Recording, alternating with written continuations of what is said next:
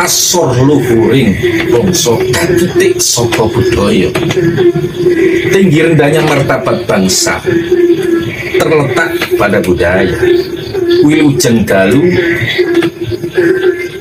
para kadang kinormatan kadang kinasih ingkang kula hormati, monggo panjenengan sami kula nderekaken manungku puja pudyastawa pudyastuti dhateng ngersanipun Gusti ingkang akarya jagat saisinipun, awit peparingipun ingkang arupi pinten-pinten kanikmatan saha kamirahan temahan saged pinanggih kanthi wilujeng tanpa pambeng.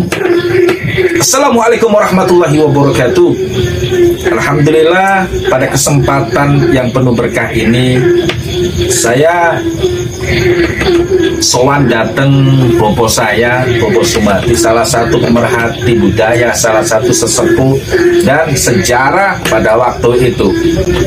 Sebelum saya awali, terlebih dahulu saya menyapa kepada para saudara-saudara saya, para pemerhati budaya, para sobeker-sobeker budayawan, para pelestari budaya. Salam lestari, salam rahayu, salam Nusantara bangkit, rahayu, rahayu, rahayu.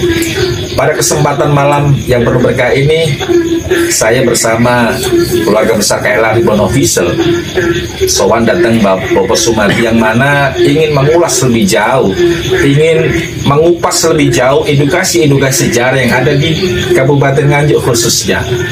Terlebih sejarah peninggalan pada masa lampau, saudara.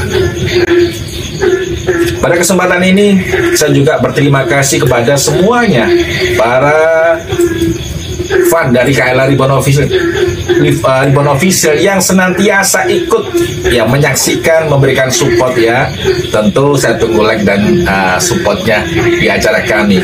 Yang mudah-mudahan kami bisa memberikan satu selebrasi, mudah-mudahan kami bisa memberikan satu edukasi budaya sejarah terutama yang ada di Kabupaten Nganjuk. Kita simak tayangan berikutnya. Sugeng dalu wilujeng dalu Bapak Rahayu. Wilujeng dalu rahayu. Pripun kabaripun Basai? Alhamdulillah. Kita doakan pemirsa, Bobo saya, beliaunya diberikan umur yang panjang, kesehatan, dan bisa mengawal dan bisa memberikan edukasi, termasuk di KLR Ribbon Official. Ini sedikit mengupas terkait sejarah yang mungkin banyak masyarakat yang ingin tahu terkait sejarah, yaitu Sungai Brantas. Nah ini kan Mbak Sumati mungkin waktu itu kan dari penerangan Mbak ya? Ya. Mungkin sedikit banyak memberikan satu edukasi pencerahan karena Sungai Brantas ini banyak versi yang menyebutkan. Ini menurut Mbak Sumati ini pripun Mbak? Brantas itu sumbernya jelas dari Malang. Ya, dari Malang dan didukung oleh sungai-sungai yang ada. Kecil-kecil itu mendukung sehingga menjadi besar. Ya, dari Malang entah lewat Blitar, Tulungagung, lewat Kediri, lewat Nganjuk dan lain sebagainya sampai pada laut. Muaranya kan di laut. Ya. Nah, ini kan menurut pengamatan saya, pada waktu saya masih bekerja di proyek, ini tidak pernah beli pasir dari sungai. Nah, proyek itu dulu di Sumber Kepuh dan Sugihwaras, Kecamatan Prambon dan Kecamatan Tanjung Anom. Nah, itu menyewa tanah, diduduk, kira-kira ya 70 cm itu sudah pasirnya pasir Brantas. Persis. Nah itu rupa-rupanya lewatnya situ terus sampai mungkin keliling sampai ke Ngeronggot atau gimana gitu, terus sampai di Kalimati. Nah itu ada di situ kalau beli pasir itu sebetulnya duduk lemah sampai keluar pasirnya. Ya ada pasirnya. Berarti Nganjuk ini kayak pasir Mbak ya? Ya pasir Brantas juga. Pasir Brantas Mbak ya? Ya yang kandungan zat besinya banyak sekali dibandingkan sungai-sungai yang lain. Bahkan sampai sekarang ini posisi pasirnya masih ada, Mbak? Masih kalau mau cuma nah, hanya tinggal boleh apa tidak. Oh, nggak ada. Dan ini hubungan di Kalimati ini terus bablas ngalor tekan di Sondemangan pengriko enten gitu yang namanya Dukuan itu Bandaralim. Oh, gimana Bandaralim. Nah, karena ini bandar, ini mestinya kan tempat untuk penambatan perahu. Nah, entah dulu zaman kerajaan apa itu mestinya sebelum Mojopahit mestinya sudah ada. Berarti sungai tersebut itu lebar, Mbak ya? Iya. Oh, nah, sungai pada waktu itu kan belum ada apa ya teknik untuk mengatur, sehingga lewatnya air. Ya, yang di sing ledok diliwati. Oh, ngaten. Gitu, ngaten. Di sing ledok diliwati. Nah, sehingga mungkin dari Kediri itu juga mendapat sumbangan air juga dari Nganjuk. Dan tak sungai apa gitu. Mbak, ini saya tertarik, Mbak. Tadi Mbak bilang ada semacam pasir kandungan zat besi. Ini kronologinya gimana kok sampai di situ ada pasir yang ada kandungan besi, bahkan dicari orang banyak, Mbak? Ya. Itu sejarahnya pripun, Mbak? Nah, ini namun analisa saya begini. Jadi pada waktu mungkin dulu Gunung Dawet meletus atau gimana, kan bisa itu sampai lava itu ya, sampai di sini. Nah, ini sehingga pasir-pasir itu banyak dibawa oleh aliran-aliran itu, lava itu, sehingga sampai saat ini banyak yang terpendam. Oh, ngaten, Mas. Caranya memang ada banyak seperti itu, Mbak ya. Jadi hanya analisa. Mbak, saya tadi tertarik terkait masalah Sungai Berantas, Mbak. Sampai di situ ada namanya sandaran kapal dan ada di wilayah Bandaralim.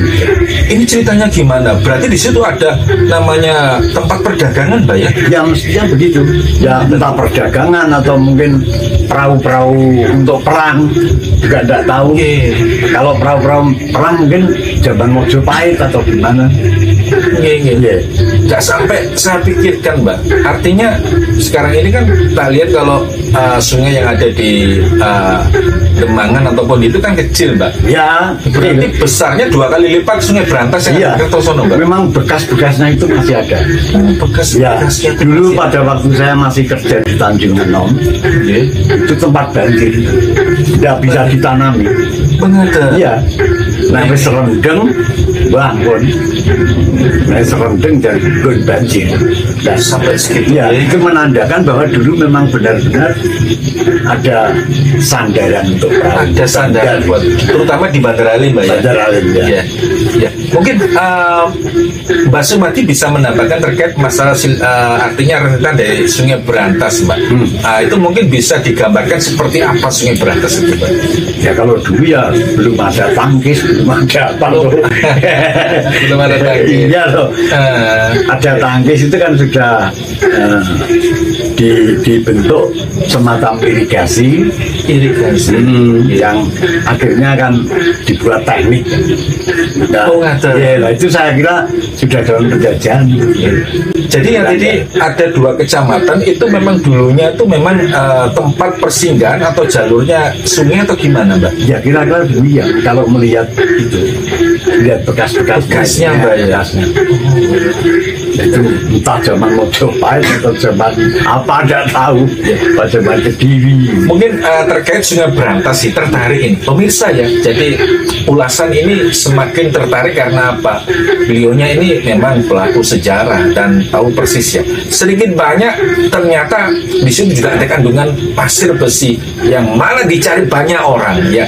Mungkin sedikit banyak Mbak Sumati bisa menambahkan, Mbak, terkait masalah juga itu termasuk sungai yang mana sungai itu pernah menjadi sandaran kapal-kapal besar, Mbak ya. Itu ada bisa menambahkan tambahan sedikit, Mbak. Ya, di samping dulunya juga rame mungkin ya. Ya, Bandaralim itu, dan kebetulan pada zaman penjajahan itu di situ ada pabrik gula. Iya. Ya, juga ada bekas-bekasnya. Bekasnya cerobongnya Mbak ya pernah. Itu masih ada. Nah, sedangkan sampai desa Jambi, sampai Lengkong, itu sekarang masih ada itu bekas sungai. Ya. Namun kecil sekali sekarang tidak seperti. Berarti Lengkong ataupun Jambi sampai ke Jatikaleng Mbak ya, itu memang dulu sungai Mbak? Iya. Dan sungai itu sungai besar. Pemirsa, ternyata sedikit banyak ada gambaran. Yang mana ini adalah analisa, yang mana ini adalah satu bentuk analisanya Mbak Sumati. Mudah-mudahan dengan adanya cerita ini, mudah-mudahan dengan adanya sejarah edukasi ini, yang mana Nganjuk dulu pernah ada persinggahan kapal-kapal besar loh ya. Dan ini ada standarnya tempat-tempatnya, termasuk Lengkong dan termasuk Jatikaleng dan Jambi. Ternyata itu bekasnya sungai ya Mbak ya. Ya. Mudah-mudahan dengan adanya edukasi, mudah-mudahan dengan adanya wawasan yang disampaikan beliaunya Bapak Sumati, sejarawan, tokoh sesepuh yang ada di Nganjuk, bisa menambah sedikit banyak keyakinan kita bahwa Nganjuk dulunya seperti itu. Terima kasih. Next akan kita lanjut acara berikutnya. Assalamualaikum warahmatullahi wabarakatuh.